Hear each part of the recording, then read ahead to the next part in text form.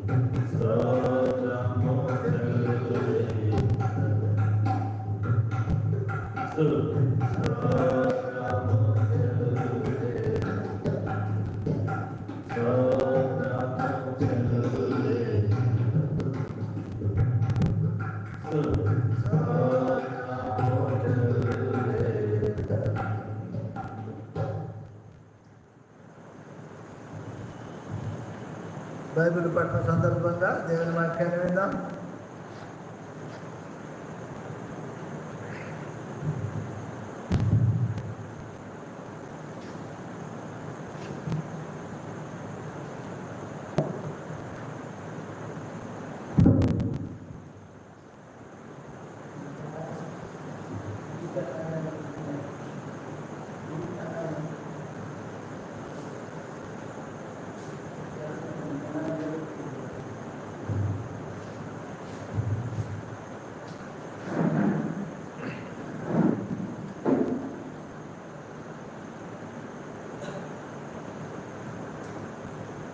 యేసుక్రీస్తు వారి నామములో రాత్రి ఉన్నాడు.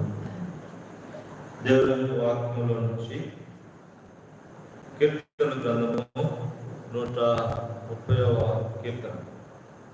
కీర్తనలు 130వ దావీదు కీర్తన, యాత్ర కీర్తన 130వ కీర్తన 7వ వచనాన్ని మనం బైబిల్ స్టడీ కొరకు చూద్దాం. 130వ కీర్తన 7వ వచనం. ఇశ్రాయేలు యెహోవా మీద ఆశ పెట్టుకును, యెహోవా యొక్క కృప దొరుకును, ఆయన యొక్క సంపూర్ణ వివేచన దొరుకును. 8వ వచనము. ఇశ్రాయేలు దోషులన్నిటినీ ఆయన వారిని విమోచించును. దేవుడి వాక్యం మనకై ఆశీర్వదించున్నారు. యెహోవా యొక్క కృప దొరుకుతుంది, యెహోవా యొక్క సంపూర్ణమైన విమోచన దొరుకును. కానీ యెహోవా మీద ఇశ్రాయేలు, యెహోవా మీద నీవు ఆశ పెట్టుకొని ఉండుము అంటాడు. మనం దేవుని యొక్క వాక్యంలో చూసినప్పుడు యోహాను సువార్తలో దేవుని యొక్క వాక్యంలో అంటాడు, ఆయన 6వ అధ్యాయం 39, 38 వచనాల్లో, యోహాను సువార్త 6వ అధ్యాయము 38వ వచనం మనం చదివితే దేవుని యొక్క వాక్యంలో దేవుడు అంటాడు, నా యొద్దకు వచ్చు వారిని నేను అంత మాత్రమును త్రోసివేయను. నా యొద్దకు వచ్చు వారిని మీరు నన్ను చూచి నా ఇష్టము నేను 37వ వచనం, తండ్రి నాకు అనుగ్రహింపబడిన వారందరూ నా యొద్దకు వస్తారు. నా యొద్దకు వచ్చు వారిని నేను అంత మాత్రమును బయటికి త్రోసివేయను. దేవుని యొద్ద ఆయన వద్దకు వచ్చు వారిని ఆయన మాత్రమును త్రోసివేసే దేవుడు కాడు. మరి ఏం చేస్తాడు అంటే ఆయన తన యొద్దకు వచ్చు వారిని ఆయన చేర్చుకునేవాడిగా ఉంటాడు. ఇంకొకటి, ఆయన తన యొద్దకు వచ్చు వారిని ఆయన సన్మానించేవాడిగా ఉంటాడు. అపోస్తలుల కార్యముల గ్రంథంలో 28వ అధ్యాయము 30వ వచనాన్ని మనం చదివితే, అపోస్తలుల కార్యములు 28వ అధ్యాయము 30వ వచనం, పౌలు 2 సంవత్సరములు పూర్తిగా తన అద్దె కాపురం నుండి తన యొద్దకు వచ్చు వారందరినీ సన్మానించి, తన యొద్దకు వచ్చు వారిని ప్రభు ఏం చేస్తున్నట్టే సన్మానిస్తూ ఉన్నాడు. ఆయన త్రోసివేసే దేవుడు కాదు, ఆయన సన్మానించేటువంటి దేవుడు. అందుకంటాడు, నా యొద్దకు వచ్చు వారిని నేను అంత మాత్రమును త్రోసివేయను. మరేం చేస్తాడంట? ఆయన సన్మానిస్తాడు. అపోస్తలుల కార్యములు 28వ అధ్యాయం 30వ వచనంలో పౌలు జీవితంలో మనం చూసినప్పుడు, పౌలు తన యొద్దకు వచ్చు వారందరినీ మరి ఏం చేస్తూ వచ్చాడంటే సన్మానిస్తూ వచ్చాడు. వారందరినీ కూడా సన్మానిస్తూ వస్తున్నాడు. ఈ రాత్రి దేవుని యొక్క వాక్యంలో మనము దేవుని యొద్ద కృప దొరుకును, దేవుని యొద్ద కృప దొరుకుతాము. కృప అంటే మరి మనం ఎదుగుతాము. అర్హత లేని వారికి అర్హతను కల్పించడము మరి కృపగా మనకి కనపడతాము. అర్హత లేకపోతే అర్హుడిగా అర్హత లేని వారికి అర్హతను కల్పించడమే కృప. ప్రభు దగ్గర మనకి కృప దొరుకుతా ఉంది. కృపను గురించి దేవుని యొక్క వాక్యంలో అనేకమైన సందర్భాలు రాయబడుతూ వచ్చినాయి. అయితే కొన్ని తలంపులు ఈ కృపను గురించి మనం చూద్దాం. కీర్తన గ్రంథంలో 36వ అధ్యాయము 7వ వచనాన్ని మనం చదివితే, కీర్తన గ్రంథం 36వ అధ్యాయము 7వ వచనంలో ఈ కృప ఎలాంటిది, ఈ కృప ఎలాంటిది అని దేవుని యొక్క వాక్యం చెప్తుందంటే, ఈ కృప అమూల్యమైనదిగా మనకి కనపడతా ఉంది. అమూల్యమైనటువంటి కృప ప్రభు దగ్గర మనకు దొరికేదిగా ఉంటా ఉంది. అమూల్యమైనటువంటి మొదటిది.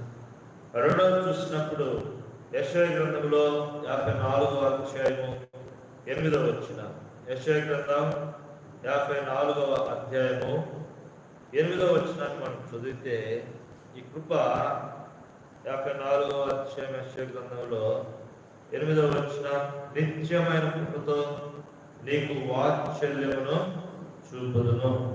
రెండోది, కృప నిత్యమైనదిగా మనకు కనపడతా ఉంది. నిత్యమైనటువంటి కృప 55వ అధ్యాయం 3వ వచనంలో కూడా ఈ కృపను గురించి ఒక మాట రాయబడింది. యెషయా గ్రంథంలోనే 55వ అధ్యాయము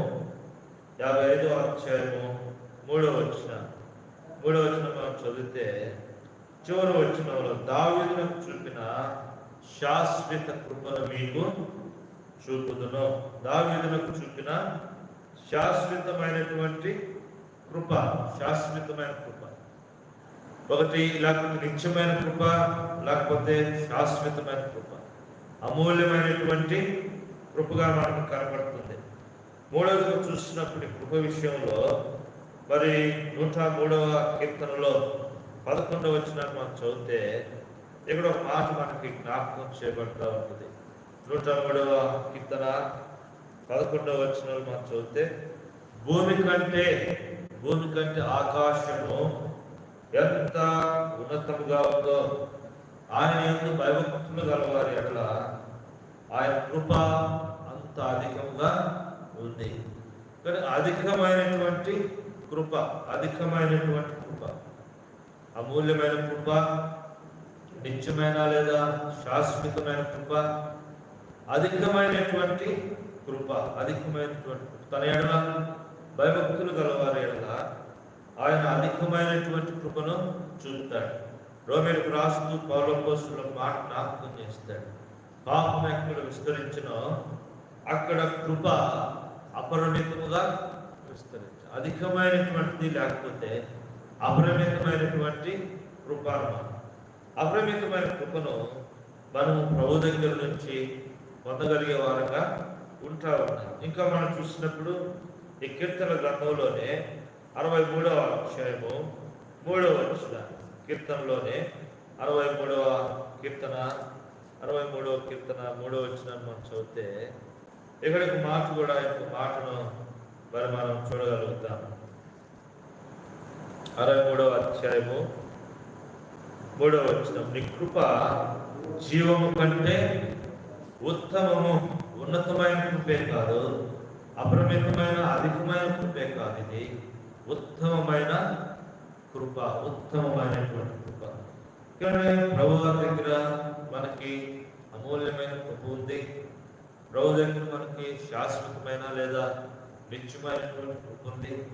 ప్రభు దగ్గర అధికమైన లేదా అపరిమితమైనటువంటి కృపను మనము చూడగలుగుతా ఉన్నాం.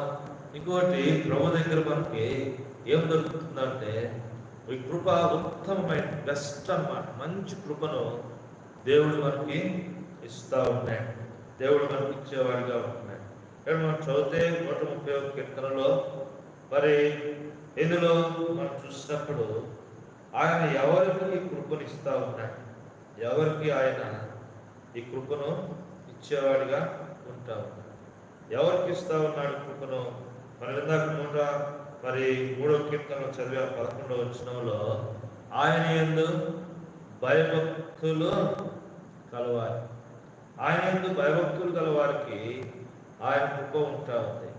ఇంకా ఎవరి మీద ఆయన కృప ఉంది, ఎవరి మీద ఆయన కృప ఉందంటే 36వ దావీదు కీర్తనలో మనం చదివితే మాట, 36వ దావీదు కీర్తనలు 36వ అధ్యాయము 10వ వచనం, నిన్ను ఎరిగిన వారి ఎడల నీ కృపను యథార్థ హృదయుల నీ నీతిని ఎడతెగక నిలుపుము. ఎవరి మీద ఈ కృప ఉందంటే ఆయన యందు భయభక్తులు గలవారి మీద, ఆయనను ఎరిగిన వారి మీద దేవుడు కృపను చూపుతున్నాడు. మరి ఎరగని వారి మీద దేవుని కృప లేదా అంటే ఎరగని వారి మీద కూడా దేవుని కృప ఉంది. అదే మాట రోమీయులకు రాస్తా వచ్చినాడు. ఏం రాస్తా వచ్చాడంటే పాపం ఎక్కడ విస్తరించినో కృప అక్కడ అపరిమితంగా. 5వ అధ్యాయం రోమ 5వ అధ్యాయము 21వ వచనం, రోమ 5:21 చివరిలో మన ప్రభు అయిన యేసుక్రీస్తు మూలముగా ఏలు నిమిత్తము పాపం ఎక్కడ విస్తరించినో అక్కడ కృప అపరిమితముగా విస్తరించింది. కృప మరి ఆయన భయభక్తులు గల వారి మీద ఉంది, అలాగనే భయభక్తులు లేని వారి మీద కూడా దేవుని కృప. అయితే అపరిమితమైనటువంటి కృపను దేవుడు ఇద్దరి మీద కూడా చూపుతా ఉన్నాడు, కానీ కృప దేవుని యొక్క కృప దొరుకుతుంది. ఇందులో 2వ మాట మనం చూసినప్పుడు ఇంకా ఆయన యొక్క మనకి ఏం దొరుకుతుందంటే ఇక్కడ 7వ వచనం 3వ లైన్లో ఆయన యొక్క మనకి సంపూర్ణమైన విమోచన దొరుకుతా ఉంది. విమోచన, ఈ విమోచన దేవుని యొక్క వాక్యంలో 7 విధానాలుగా చెప్పబడుతూ వచ్చింది. అయితే ప్రాముఖ్యంగా దీన్ని మనము 3 మాటల్లో మనం చూడవచ్చు. 3 మాటలు. కొంతమంది అంటారు సృష్టి విమోచన, ధర్మశాస్త్ర విమోచన, లేకపోతే దేహ విమోచన, ప్రాణ విమోచన. మనం 3 ముఖ్యమైన మాటలు చూస్తే మొట్టమొదటిది ప్రాణ విమోచన. ప్రాణ విమోచన కీర్తనలో 49వ అధ్యాయం చదివితే అక్కడ అంటాడు, వారి ప్రాణ విమోచన క్రైదనము బహు గొప్పది, అది తీరక ఎన్నటినీ తీరక అట్లు ఉండవలసిందే. 49వ కీర్తన 9వ వచనం.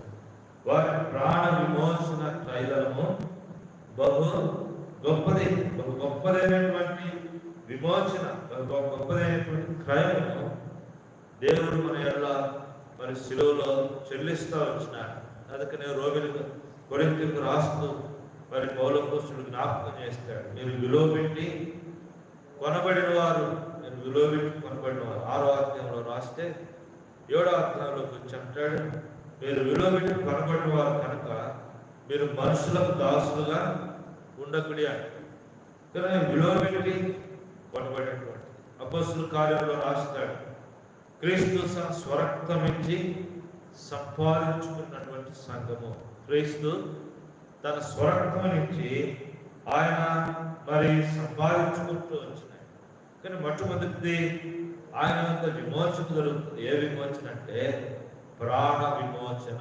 ప్రాణ విమోచన మత్తయి సువార్తలో కూడా 28వ అధ్యాయం 20వ వచనంలో ప్రభువు అంటాడు, ఇదిగో నేను పరిచర్య చేయకు రాలేదు, కానీ అనేకులకు ప్రతిగా విమోచన క్రైదనముగా నా ప్రాణం ఇచ్చుటకు నేను వచ్చాను. కానీ మొట్టమొదటిగా యెహోవా యొక్క ఏం జరుగుతుందంటే మన ప్రాణములకు విమోచన దొరుకుతూ ఉంది. రెండోదిగా చూసినప్పుడు రోమీయులకు రాసిన పత్రిక 8వ అధ్యాయంలో 23వ వచనం. రోమీయులకు రాసిన పత్రిక 8వ అధ్యాయము 23వ వచనంలో మనం చూసినప్పుడు అక్కడ దేవుని యొక్క వాక్యములో మనం చదివితే ఇక్కడ 23లో మనం చూసినప్పుడు, అనగా మన దేహం యొక్క విమోచనము కొరకు కనిపెట్టుచు మనలో మనము మూలుగుచూ ఉన్నాము. రెండవ విమోచన ఏంటంటే దేహ విమోచన. ఈ దేహం యొక్క విమోచన, ఒకటి ప్రాణ విమోచనము. ప్రాణ విమోచన కానీ ప్రాణంతో నరకములో పడవేయబడతాం.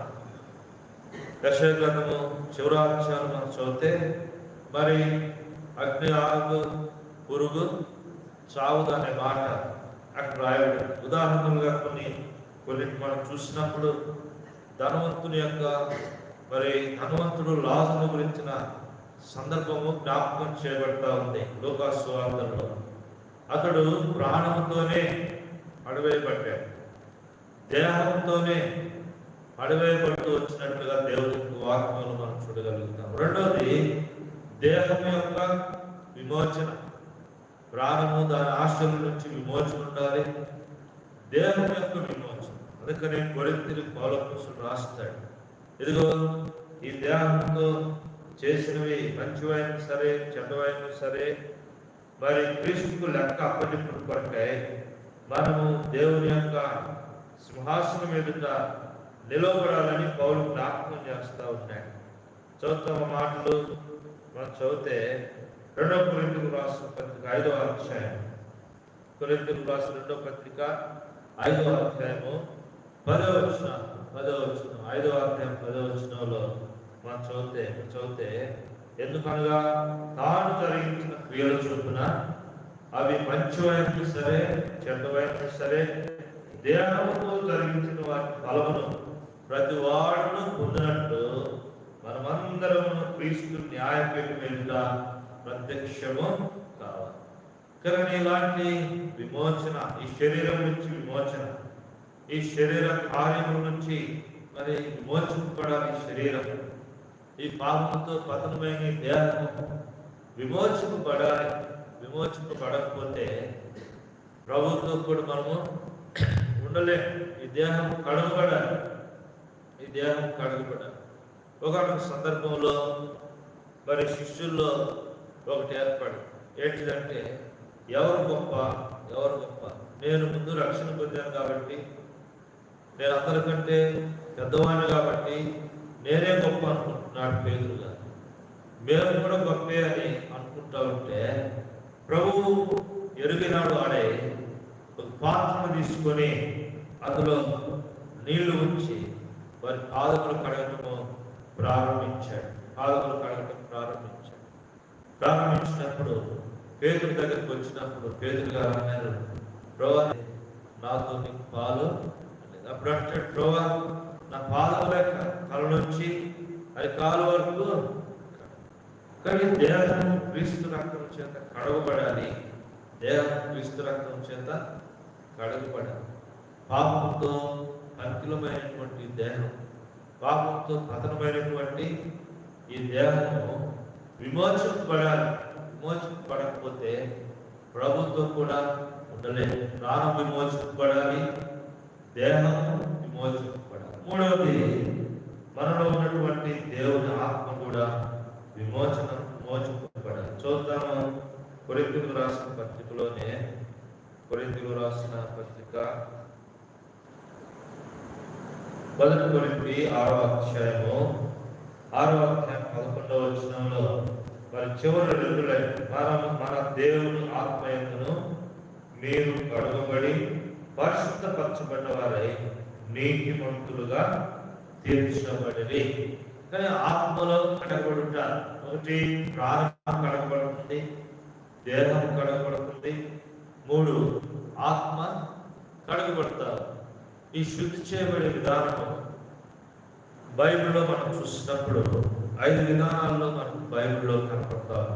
శుద్ధి చేసే విధానం. మొట్టమొదటి విధానం ఏంటంటే విశ్వాసం చేత మనము అశుద్ధపరచబడతాం. అపోస్తలుల కార్యముల గ్రంథంలో ఆ మాట మనం చూద్దాం. అపోస్తలుల కార్యముల గ్రంథంలో మనం చూస్తే అక్కడ దేవుని వాక్యంలో వారు విశ్వాసం చేత వారు ఏం చేయబడ్డారంటే వారు పవిత్రపరచబడ్డారు. వారు పరిశుద్ధపరచబడినట్లుగా దేవుని యొక్క వాక్యంలో మనం చూడగలుగుతాం. విశ్వాసం ద్వారా 15వ అధ్యాయం 9వ వచనం, అపోస్తలుల కార్యములు 15వ అధ్యాయం 9వ వచనం, వారి హృదయములను విశ్వాసం వలన పవిత్రపరచి. విశ్వాసం ద్వారా మనము పవిత్రపరచబడతాం. రెండవదిగా మనం చూసినప్పుడు దేవుని యొక్క వాక్యము ద్వారా మనము పవిత్రపరచబడతాం. దేవుని యొక్క వాక్యము ద్వారా ఎఫెసీయులకు రాసిన పత్రికలో 5వ అధ్యాయంలో 25 నుంచి 27 వచనాల్లో అది వాక్యమనే ఉదక స్నానం చేత పవిత్రపరచే అనే మాట మనం చూడగలుగుతాం. తిమోతికి రాస్తూ పౌలు అపోస్తలుడు ఇక్కడ 2 పదాలు జ్ఞాపకం చేశాడు. సమస్తమును అవి ప్రార్థన వలనను వాక్యము ద్వారాను ప్రార్థన ద్వారాను పవిత్రపరచబడతా ఉన్నాయి. ప్రార్థన ద్వారా పవిత్రపరచబడతా ఉన్నాయి. 4వదిగా చూసినప్పుడు యోహాను 1వ పత్రికలో 1వ అధ్యాయంలో మనం చూస్తే అక్కడ మన పాపములు మనం ఒప్పుకునేలా ఆయన నమ్మదగిన వాడు, నీతిమంతుడు కనుక యేసు రక్తం ప్రతి పాపము నుంచి మనల్ని కడిగి పవిత్రులుగా చేస్తాం. ఒకటి విశ్వాసం ద్వారా పవిత్రపరచబడుతున్నాం. రెండవది మరి వాక్యం ద్వారా పవిత్రపరచబడుతున్నాం. మూడవది ప్రార్థన ద్వారా పవిత్రపరచబడతా ఉన్నాం. 4వది క్రీస్తు ప్రభువారి యొక్క రక్తము ద్వారా, ఇది ప్రాముఖ్యమైన క్రీస్తు ప్రభువారి యొక్క రక్తము ద్వారా మరి మనము పరిశుద్ధపరచబడతాం. కానీ ఈ విధానాలను మనం చూసినప్పుడు మరి ప్రాణము పవిత్రపరచబడాలి, దేహము పవిత్రపరచబడాలి, ఆత్మ కూడా అనగా విమోచింపబడాలి. అలాగే ప్రాణగ్రంథం 1వ అధ్యాయం 6వ వచనంలో మనలను ప్రేమించుచు మన పాపముల నుండి మనం విమోచించిన వారికి మహిమయు ఘనతయు ప్రభావములను కలుగునుగా అన్నాడు. గలతీయులకు రాస్తూ పౌలు అపోస్తలుడు 1వ అధ్యాయంలో తల్లిగర్భములో నన్ను ప్రతిష్ఠించుకున్నాడు దేవుడు, కానీ ఆయన నన్ను విమోచించుకుంటే తనను తాను బలిగాను అర్పణముగాను అర్పించుకుంటూ వచ్చాడని దేవుని యొక్క వాక్యంలో మనం చూడగలుగుతాం. మొదటిది యెహోవా యొక్క కృప దొరుకుతుంది. రెండవది యెహోవా యొక్క విమోచన దొరుకుతుంది. విమోచన అనగా ప్రాణ విమోచన, దేహ విమోచన, ఆత్మ విమోచన. మానవుని యొక్క దేహము ఆత్మ ఆత్మ ప్రాణ దేహములతో మానవుడు నిర్మించబడుతూ వచ్చింది. ఈ 3 విమోచనలు ప్రభు దగ్గరే ఉన్నాయి. 49వ కీర్తన 9లో వారి ప్రాణ విమోచనము, వారి దేహ విమోచనం, వారి ఆత్మ విమోచనము అది తీరక మరి అన్నిటికీ అట్లు ఉండవలసిందే, తీరని రుణం అన్నమాట, తీరని రుణం. యేసు రక్తం ద్వారా మోసుకుపోవట తీరని రుణముగా మనకు కనపడతాం. యేసు రక్తం అంట ఒకటి మనుషుని యొక్క పాపములను క్షమిస్తుంది, మనుషుని యొక్క పాపాలను క్షమిస్తుంది యేసు ప్రభువారి రక్తం. రెండవది యోహాను మొదటి పత్రికలో యేసు ప్రభువారి యొక్క రక్తము మనుషుని యొక్క పాపమును కడుగుతారు. మన పాపమును మనం ఒప్పుకునేలా ఆయన నమ్మదగిన వాడు నీతిమంతుడు కనుక యేసు రక్తము ప్రతి పాపమును కడుగుతాం. మూడవది కొలసీలకు రాసిన పత్రికలో మనం చూస్తే బహుశా 2వ అధ్యాయంలో అంటాడు యేసు రక్తము ప్రతి పాపమును తుడిచివేస్తారు. ఇదిగో శిలువకు రుణపత్రములు మేకులతో కొట్టి ఆ రుణపత్రము మీద రుణమును చేరాలను ఆయన తుడిచివేసి అనేటువంటి మాట కొలసీలకు రాసిన పత్రికలో మనం చూస్తే మాట చదువుతారండి. కొలసీలకు రాసిన పత్రిక కొలసీలకు రాసిన పత్రిక 2వ అధ్యాయం 15వ వచనం చివరి లైన్,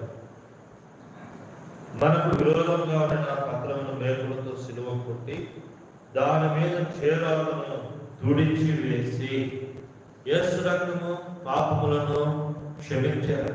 అనేకుల పాప క్షమాపణ కొరకే చిందించబడిన నూతన నిబంధన రక్తం అనే మాట మనం బైబిల్లో అనేక సందర్భాల్లో చూడగలుగుతాం. నూతన నిబంధనలు కొరింథీయుల్లో కూడా మాట్లాడారు, మత్తయి సువార్తలో రాయబడి, లూకా సువార్తలో రాయబడిన మాట. రెండవది పాపమును కడిగే రక్తం. మొదటి అధ్యాయం చివరి వచనాలు 9వ వచనం యేసు రక్తం ప్రతి పాపమును కడుగుతుంది. మూడవది యేసు ప్రభువారి రక్తము పాపమును తుడుస్తారు. కానీ విమోచించబడతాం, ఆయన యొద్దనే మనకు విమోచన ఉంది. విమోచన ఇంకా ఏమున్నాయి ప్రభు దగ్గర చూసినప్పుడు 3వ తలుపు మనం చూద్దాము. ప్రభు దగ్గర ఇంకా మనకు ఏం దొరుకుతా ఉంది. 3వదిగా చూస్తే యోనా ఒక మాట అంటాడు. యోనా గ్రంథం 2వ అధ్యాయం 9వ వచనం. యోనా గ్రంథము 2వ అధ్యాయము 9వ వచనంలో యోనా సముద్ర గర్భంలో ఉండి ప్రభు ప్రార్థన చేస్తూ ఉంటాడు. ప్రార్థన చేస్తూ తన ప్రార్థనలో ఈ మాట పలుకుతూ వచ్చినాడు. ఆయన ప్రార్థన చేస్తూ ప్రార్థనలో ఈ మాట పలికాడు. ఏమిటి ఆ మాట అన్నప్పుడు ఇక్కడ మనం చూస్తే యెహోవా యొద్దనే 2వ అధ్యాయం 9వ వచనం, యెహోవా యొద్దనే రక్షణ దొరుకును అని ప్రార్థిస్తూ వచ్చినాడు. ఎవరి యొద్ద ఉందంట రక్షణ? యెహోవా యొద్ద. ఒకటి యెహోవా యొక్క కృప ఉంది, యెహోవా యొక్క విమోచన ఉంది, యెహోవా యొక్క మూడవది రక్షణ ఉంది. ఎలాంటి రక్షణ? ఈ రక్షణ 3 భాగాలుగా మనకు కనపడతా ఉంది. ఒకటి మొట్టమొదటి మనం చూసినప్పుడు అది గొప్ప రక్షణగా మనం చూడగలుగుతాం. గొప్ప రక్షణ 74వ కీర్తన 12వ వచనంలో మనం చదివితే దేవుడు ఇచ్చేటువంటి గొప్ప రక్షణ. హెబ్రీయులకు రాసిన పత్రిక 1వ అధ్యాయంలో కూడా ఈ మాటలు మనకు కనపడతాయి. 74వ కీర్తనలో మనం చూస్తే ఇక్కడ గొప్ప రక్షణ గురించి మరి మాట్లాడుతూ ఉన్నాడు. ఎంత గొప్ప రక్షణ చూడండి. 12వ వచనం, పురాతన కాలం మొదలుకొని దేవుడు నా రాజు అయినాడు, దేశములు మహారక్షణ కలుగు చేయవాడు ఆయనే. మహారక్షణ లేదా గొప్ప రక్షణ.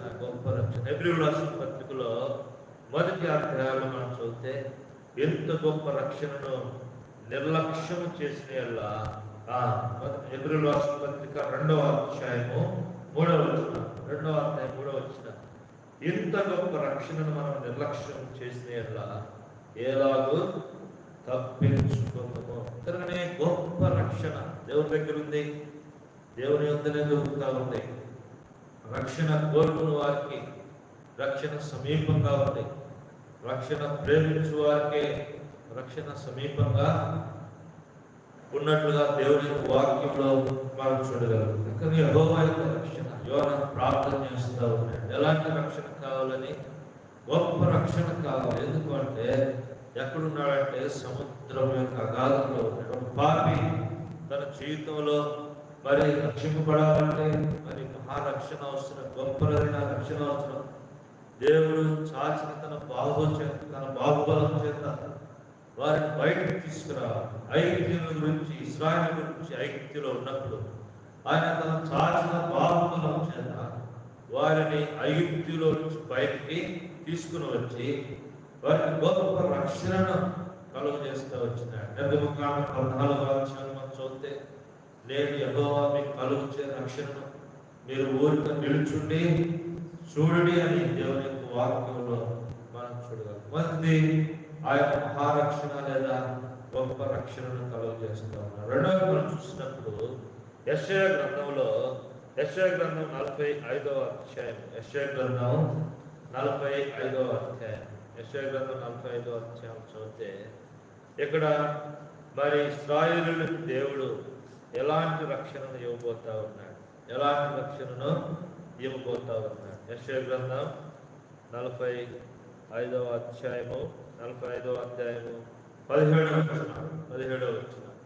ఇశ్రాయేలు నిత్యమైన రక్షణ పొంది ఉన్నది. ఇశ్రాయేలు ఎలాంటి రక్షణ పొందిందంట?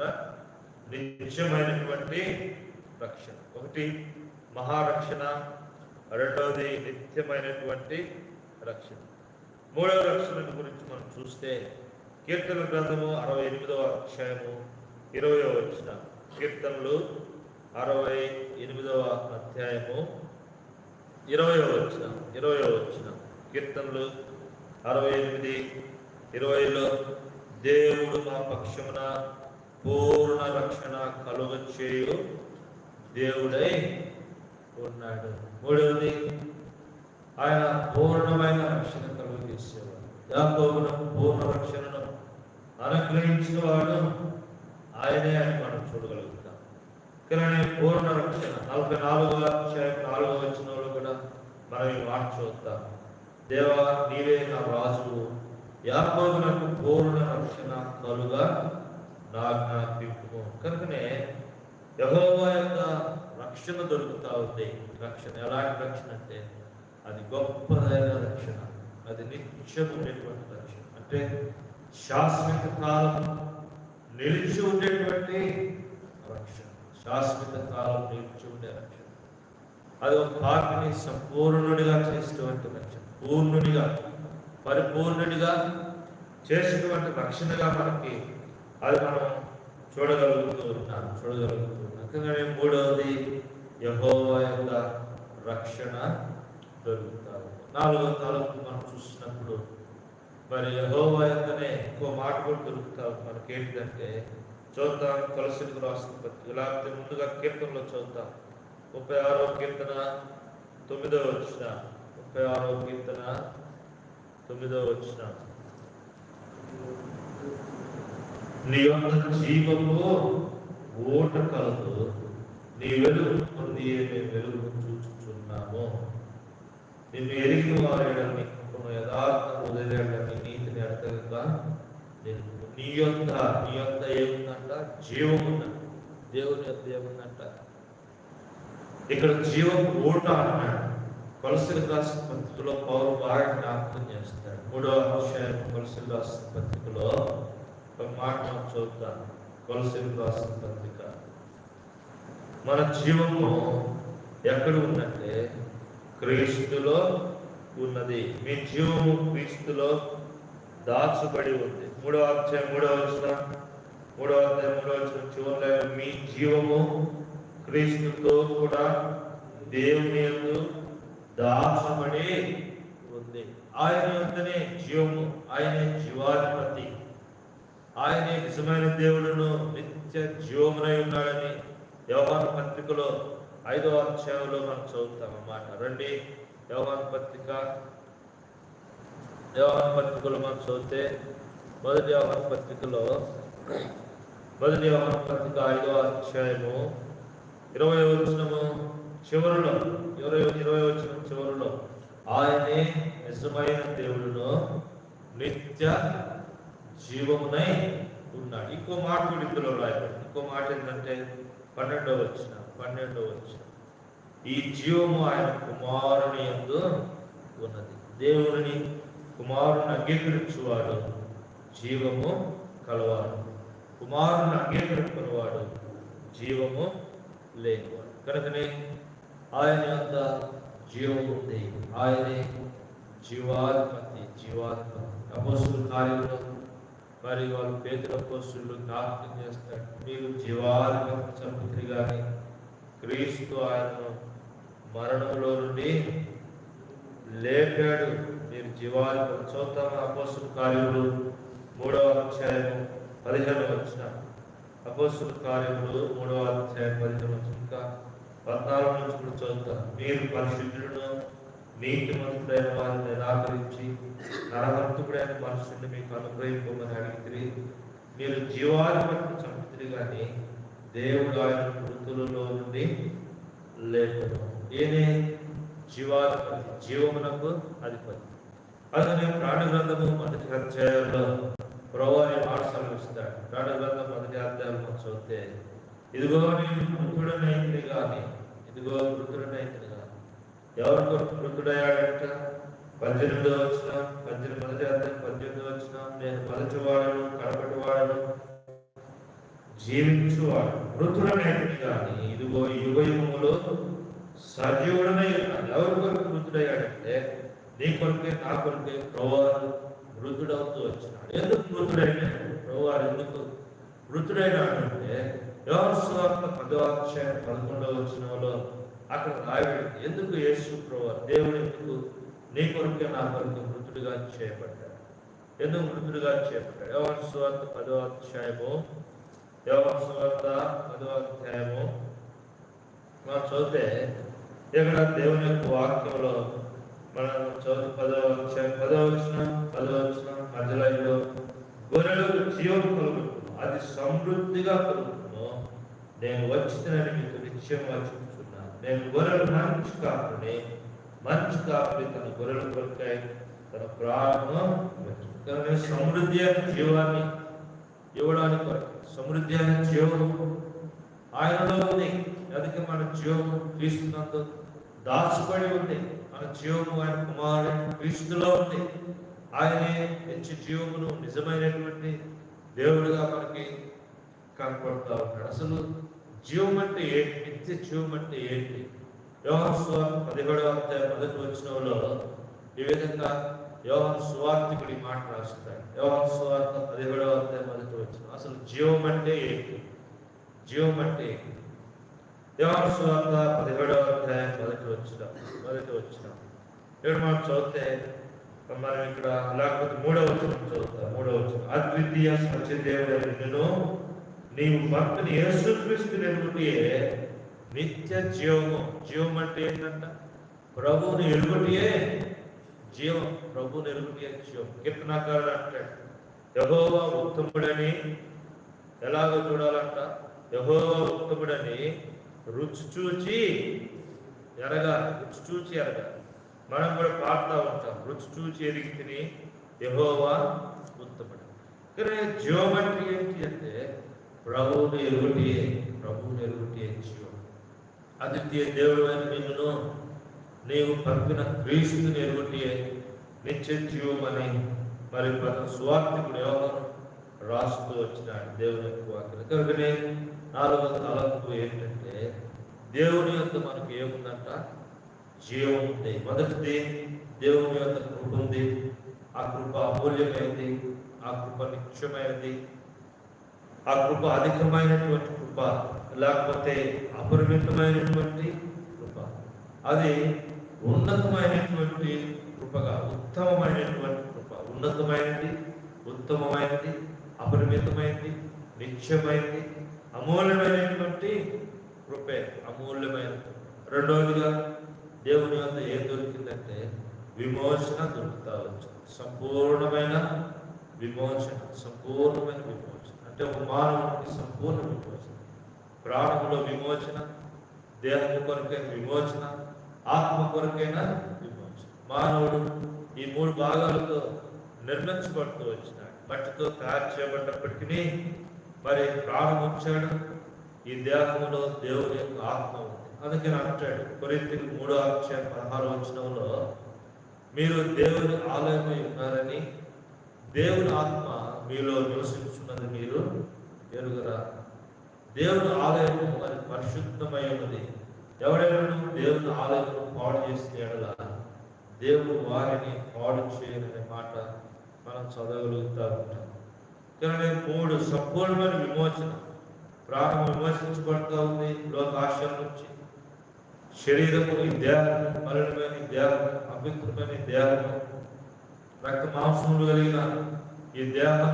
అందుకని ఇబ్రీయులకు రాస్తూ 4వ ఇదిగో ఆ యొక్క మనుషులు మరి ఆ పిల్లలు రక్త మాంసములు కలిగిన వారు మరణం యొక్క బలం నుంచి విమోచింపగలిగినటువంటి వారు. ఈ దేహాన్ని మరణ బలం నుంచి విమోచింపగలిగిన వాడు. పౌలపోస్తుడు కూడా అంటాడు, ఇట్టి మరణమైన దేహం నుంచి ఎవడు నన్ను విడిపింపగలడు. ఎందుకంటే నా దేహంలో మరి ఏదో నేను పరిశుద్ధుడిగా ఉండాలనుకుంటున్నాను, కానీ ఏదో నన్ను పాపము, ఏదో ఒక నియమము నన్ను పాపమునకు ఇలాంటి మలినమైన ఈ దేహము, అపవిత్రమైన దేహం. ఇర్మియా గ్రంథం 17:9 హృదయం అన్నిటికంటే మోసకరమైన ఘోరమైనటువంటి దేహం, పాపంతో అపవిత్రతో చనిపోయినటువంటి దేహమునకు దేవుడు విమోచన ఇస్తాడు. అంతేకాదు ఆత్మలో విమోచన, వాక్యం చేత ఆత్మ పరిశుద్ధపరిచాడు, ప్రార్థన ద్వారా పవిత్రపరిచాడు, అలా విశ్వాసం ద్వారా పవిత్రపరుస్తూ వచ్చినాడు. క్రీస్తు రక్తం అన్నిటికంటే ముఖ్యంగా ప్రభువారి యొక్క అమూల్యమైనటువంటి రక్తం, అమూల్యమైన రక్తం, నిర్దోషమైన రక్తం. 1 పేతురు 1:6 చదివితే అమూల్యమైన రక్తం చేత మీరు విమోచింపబడుతుందని మీరు ఎరుగుదురు కదా. అందులో 3వ తలంపులో మనం చూసాము, ప్రభు దగ్గర ఏం దొరుకుతుందంటే రక్షణ దొరుకుతా ఉంది. రక్షణ దొరుకుతా. ఎలాంటి రక్షణ? గొప్ప రక్షణ.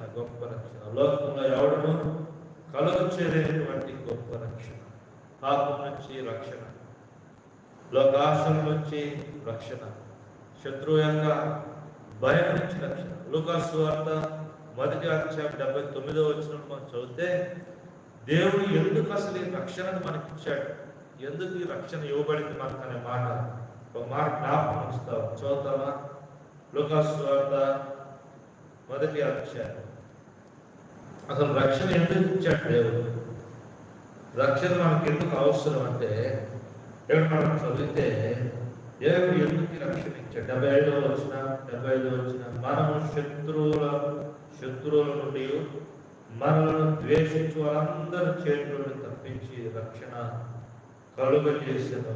ఎందుకు రక్షణ కలుగజేశాడంటే, ఇంకా కింద వచ్చిన మనం చూస్తే మనము శత్రువుల చేతి నుండి విడిపింపబడి మన జీవిత కాలం అంతయు నిర్భయమై ఆయన సన్నిధిని పరిశుద్ధులుగా నీతిగా ఆయన సేవకులను అనుగ్రహించుతూ ఈ రక్షణ కలుగజేస్తుంది. మనుషులకి నామములో రక్షణ లేదు.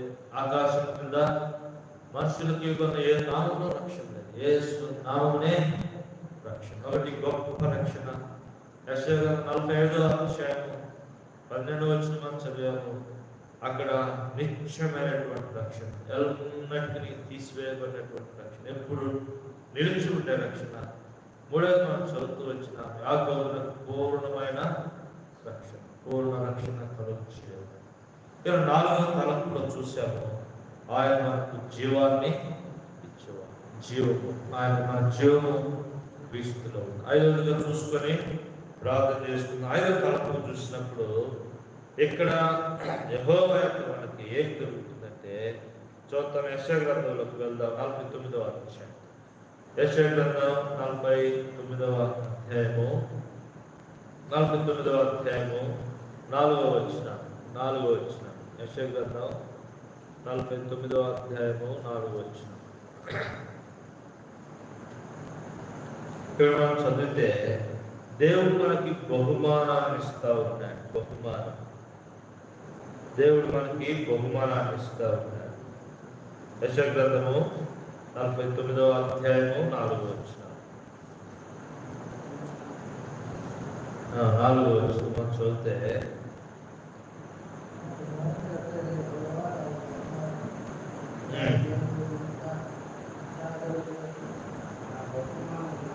ఇంకో మాట కూడా చూద్దాం. ఇంకో మాట 60 యెషయా గ్రంథంలో 62వ అధ్యాయం 62 చూద్దాము. యెషయా గ్రంథం 62వ అధ్యాయము 11వ వచనం. యెషయా గ్రంథము 62వ అధ్యాయము 11వ వచనం.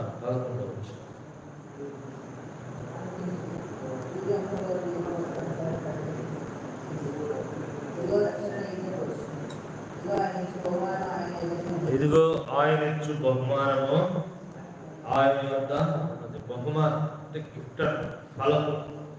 ఇదిగో నేను త్వరగా వచ్చుచున్నాను. ఎవరు ఆయన క్రియలు సిద్ధపరిచిన జీతం నా యొక్క పనికి తగిన బహుమానం ఉంది. ఆయన అందరే మనకేముందంట? బహుమానం ఉంది. సియోను కుమారుడు చెప్పుడి, నీ రాజు బహుమానం తీసుకొని నీ యొక్కకి వస్తావు. హెబ్రీయుల రాసిన పత్రికలో కూడా ఒక మాట మనం చూద్దాం. హెబ్రీయుల రాసిన పత్రిక 11వ అధ్యాయం 6వ వచనం. హెబ్రీయుల రాసిన పత్రిక 11వ అధ్యాయము 6వ వచనం. హెబ్రీ 11:6.